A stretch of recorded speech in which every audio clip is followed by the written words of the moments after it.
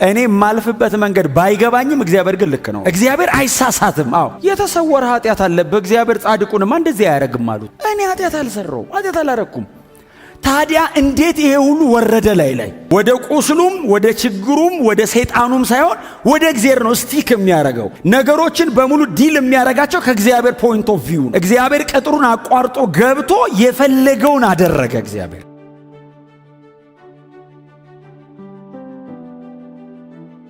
አንድ ሰው ከእግዚአብሔር ጋር፣ አንድ ሰው ከሰይጣን ጋር፣ አንድ ሰው ከጓደኞቹ ጋር፣ አንድ ሰው ከተለያየ ነገር ጋር የሚሰቃይበት መጽሐፍ ነውና የእግዚአብሔር ሉዓላዊ ስልጣን የሚታይበት እግዚአብሔር የሰውን ሕይወት ኢንፍሉዌንስ አድርጎ የወደደውን በሰው ሕይወት ላይ ማድረግ እንደሚችል ያሳየበት መጽሐፍ ነው። ደግሞ ይህንን እግዚአብሔር ልብ የተረዳ ሰው በትዕግስት ተቀምጦ ደግሞ እግዚአብሔር በሱ ሕይወት ላይ ሊያደርግ የወደደውንም ነገር በምን አይነት ክብር እንደሚመለከት ይሄ መጽሐፍ በጣም በሰፋ መንገድ ያስተምረናልና በመሰረቱ ሰውየው የደቡብ አረቢያ ሰው ስለሆነ እስራኤላዊም አይደለም። ኢዮብ አፍተሮል እስራኤላዊም አይደለም። የደቡብ አረቢያ ሰው ሆኖ ግን እግዚአብሔርን የሚፈራ በንጽህና የሚኖር እግዚአብሔር ሲመሰክርለት ባሪያዬ ኢዮብ ይፈራኛል አለና ጻድቅ ነው ይለዋል እግዚአብሔር። አሁን ለኢዮብ መጥቶ ጻድቅ ነህ አይደለም የሚለው፣ እግዚአብሔርና ሰይጣን ናቸው የሚያወሩት። ባይዘው የእግዚአብሔር ሉዓላዊ ስልጣን በሰው ሕይወት ላይ ሲመጣ የእግዚአብሔርን ዲዛይን ለማስፈጸም እግዚአብሔር ሰውን ምንም ሊያደርገው ይችላል እና እግዚአብሔር ሉዓላዊ ነኝ ነው እዚህ መጽሐፍ ላይ እኔ ሉዓላዊ ነኝ ነው። ኢዮብ የሚባለውን ሰውዬ እግዚአብሔር ቅጥሩን አቋርጦ ገብቶ የፈለገውን አደረገ እግዚአብሔር እና ሰውየው ግን በጣም አስደናቂ ነው። ወደ ቁስሉም ወደ ችግሩም ወደ ሰይጣኑም ሳይሆን ወደ እግዚአብሔር ነው ስቲክ የሚያረጋው። ነገሮችን በሙሉ ዲል የሚያረጋቸው ከእግዚአብሔር ፖይንት ኦፍ ቪው ነው እና ምዕራፍ 1 ላይ የምታስታውሱ ከሆነ ሰውየው ዖፅ የሚባል አገር ይኖር ነበር ይላል እና የዖፅ አገር ነዋሪው ኢዮብ እግዚአብሔርን ይፈራል። ቀጥሎ ጻድቅ ነው። ልጆች አሉት። በጣም ባለጠጋ ነው። በጣም ይገርማችሁ በአብርሃም ዘመን ነው ኢዮብ የነበረው ሀብት የሚለካው። በእነ አብርሃም ዘመን ነው እንደዚህ አይነት ሀብት የሚለካው እና በከብት ብዛት በነበረው በአህያ ብዛት በእህል ብዛት ነው የሚለካው እና ሰውየው እጅግ ባለጠጋ ነው፣ የተከበረም ነበር ይላል እና እግዚአብሔርና ሰይጣን ኢዮብ በማያውቅበት መንገድ ነው አይደል የተነጋገሩት። ሰይጣን ወደ እግዚአብሔር ገባ እና በእግዚአብሔር ፊት ቆመ ይላል። የእግዚአብሔር ልጆች ቆመው ሰይጣንም ገብቶ ቆመ። ድሮ ሰይጣን ይገባ ነበር። አሁን ኢየሱስ መጥቶ ነው እኛ የገባን እና ገብቶ ሲቆም እግዚአብሔር ጠየቀው፣ ከየት መጣ አለው። ምድርን ዞርኳት አለው። ስትዞር ታዲያ ባሪያዬን ኢዮብን አየው አለው። አዎ አይቼዋለሁ አለው። ይፈራኛል፣ ይወደኛል፣ ያከብረኛል አለው። አይ አለው። በዚህ እንኳን እርግጠኛ እንዳትሆን አለው። እንዴት አለው።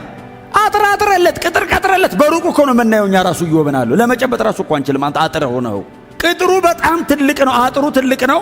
እስቲ ቅጥሩን አንሳ፣ ዙሪያው ያለውን ነገር እስቲ ውሰድበትና ያኔ አለው ሰይጣን ይሰድብሃል። አይሰድበኝም አለው እግዚአብሔር። ሰይጣን ቴምት ሊያደርገው እግዚአብሔር ቴስት ሊያደርገው ማለት እና ሰይጣንን አይሰድበህ ሂድ አለው። ሂድ ሲለው ሰይጣን ሄደ ይልና እግዚአብሔር ቅጥሩን ሲያነሳለት ዳበሰው አይደል፣ ዙሪያውን ነካካው ይላል። ዙሪያውን ሲነካካው ሀብቱ ያለው ቤተሰቡ ያለው ነገር በሙሉ በአንድ ቀን እኮ ነው። እኔ እንደው አንዳንድ ነገር አሁን እኛ መጽሐፉ ላይ ቆመን ነው የምናወራው። ኢዮብስ እየኖረ ነው። ሰውየው ቁጭ ብሎ በአገር ሰላም ቁጭ ባለበት አንድ ሰው እየሮጠ መጣ ይላል ከአንድ ቦታ። አቤት ሲለው መብረቅ ከሰማይ ወርዶ ከብቶቹን ምናምን በሙሉ ፈጀ እና የነበሩትንም ሰዎች በሙሉ ጨረሰ። እኔስ ለአንተ መልእክት ለማድረስ ብቻ አመለጥኩ አለው። 4 አመለጥኩ ነው ያሉት። እችን ለመናገር ነው የተረፈው አንድ ሰው። አንዱ ደግሞ ከአንድ ቦታ ሮጦ መጣ። የምስራቅ አውሎ ንፋስ ተነስቶ መጣ። ልጆች በታላቅ ወንድማቸው ቤት እያሉ ተደግሶ ምናምን እንደዚህ እየበሉ እየጠጡ እያለ ቤቱን ከ4 አንግል መታው። ከዛ ውስጥ ያለው ሰው በሙሉ ከነ ልጆች በሙሉ ሞቱ። ከዛ ባሪያዎቻቸውን በሙሉ አልቋል። እኔ እችን ለመንገር አመለጥኩ አለው። መርዶ ለመንገር እኮ ሰይጣን ራሱ ያስተርፋል። አለቁ አመለጥኩ። አንዳንድ ሰው ነው የተረፈው ከየቦታው። ያም ሰው የተረፈው ለኢዮብ ለማድረስ ነው መልእክቱን። ከየአቅጣጫው መርዶ ሰማ። መጽሐፍ እንደዚህ ይላል፣ ልብሱን ቀደደ፣ በላዩ ላይ አመድ ነሰነሰ፣ ኢዮብ መሬት ተቀመጠ ይላል። እግዚአብሔር ሰጣ አለ፣ እግዚአብሔር ነሳ። የእግዚአብሔር ስም የተመሰገነ ይሁን አለ። ሰውየው ምንድን ነው የገባው? እግዚአብሔር እንዴት ነው የሚያውቀው? ልጆችህ ሞቱ፣ እንትን ተወሰደ፣ ንብረት አለቀ። በአንዲት ቀን ያንን የሚያክል የተከበረ ሰው ብቻውን ቀረ። ቁጭ ያለበት ወንበር ብቻ ቀረው። ከዛ ሰይጣን ተመልሶ ሄደ። አየኸው አለው ኢዮብን። አዎ አየሁት፣ ዙሪያውን በሙሉ መትቻለሁ፣ እንደዚህ ሆኗል። ግን አይ መች ነካኸው አለው። እንዴት ሲለው ይሄን ሁሉ ብትወስድበትም ሰውየው እኮ መች ነካኸው? ሰው እኮ ይሄንን ሁሉ ለህይወቱ ይከፍላል አለው። ሰይጣን እኮ ነው የሚለው። ሰውነቱን እስቲ በቁስል ምታው አለው እና አቁስለው ሲሉ እግዚአብሔር እንደዚህ ያለው ከነፍሱ በቀር የወደድከውን አድርግበታል። አንተ መልሶ መጣ ቁስሉን በገል አከከ ይላል። እንደዚህ በገል ገል ታውቃላችሁ እንት በዛ ማከከ አጥቶ ቢጣራ እንደዚህ ይላል አይደል? የባሪያ ባሪያ ብጠራው አይሰማኝም አለ። እንደዚህ ይወረዳል። የባሪያ ባሪያው አለ እኔ ብጠራውን አለ አይሰማኝም አለ። ያን ያክል ወረደና ልክ በዚህ አይነት ሲቃይ ውስጥ እያለ ከሩቅ የነበሩ የኢዮብ 3 ጓደኞች ሰሙ ይላል ስለ ኢዮብ። ዳዶስ ሶፋርና አንደኛው ማነሱ ኤልፋዝ 3ቱ ሊያጽናኑት እኮ ነው የመጡት። መጥተው እንደዚህ ይሉታል የተሰወረ ኃጢአት አለበት እግዚአብሔር ጻድቁንማ እንደዚህ አያረግም አሉት። እንዴ እግዚአብሔር እኮ ጻድቅ ነው አሉት። አዎ ይላል ኢዮብ እኔ ኃጢአት አልሰራው ኃጢአት አላረኩም ታዲያ እንዴት ይሄ ሁሉ ወረደ ላይ ሲሉት እኔ ምን አውቃለሁ ይምጣና ሲጠይቀዋለሁ እግዚአብሔር ይምጣና አዎ እኔና እግዚአብሔር እንጠያየቅ እስቲ እኔ በድየው እኔ ኃጢአት ሰርቼ በእኔ ኃጢአት ምክንያት ከሆነ አዎ እግዚአብሔር ይምጣና እስቲ ስለ የትኛው ኃጢአቴ ነው የምትናገረኝ እንደዚህ የምታደርገኝ ልበለው። ጓደኞቹ እሳት ላይ አስቀምጠውት ኢዮብ እንደዚህ ያለ እግዚአብሔር ይምጣና እኔና እግዚአብሔር እናውራ።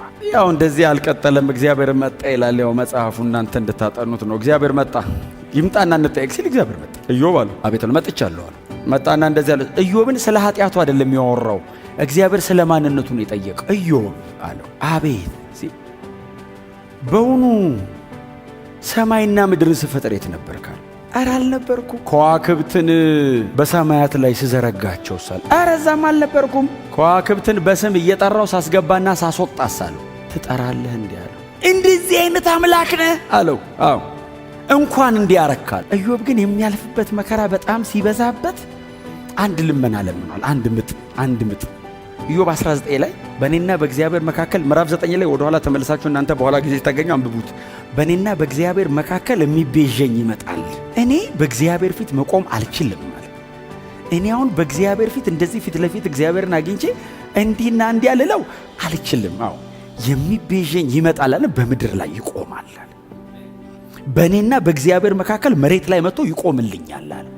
እኔና እግዚአብሔር መሃል ገብቶ እንደዚህ እማልፍበትን ሲቃይ ነግሮልኝ ይቤዠኛል። ነፃ አውጪ ይመጣል አለና በምድር ላይ ይቆምልኛል። ይሄንን የሚነግረው እኮ ለነዛ ጓደኞቹ። አሁን ኢዮብ ባለበት ሰዓት ላይ እንግዲህ አንድ ቀን እግዚአብሔር ነፃ ያወጣኛል ነው።